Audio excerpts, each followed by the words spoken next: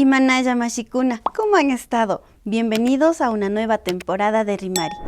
Mi nombre es Anita y vamos a aprender nuevas expresiones en quichua.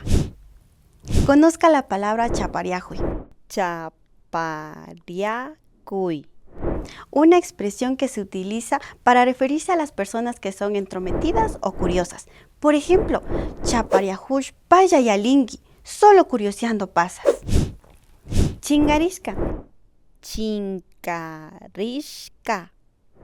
Una expresión que utilizamos para decirle a una persona que no hemos visto hace mucho tiempo.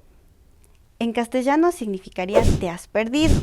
Por ejemplo, chingarishpa puringui, maipita kausangi. Te has perdido, ya no asomas. ¿Les gustó? Sigamos aprendiendo con Rimari. Runashimita ama kungaripashu. Fortalezcamos nuestro idioma.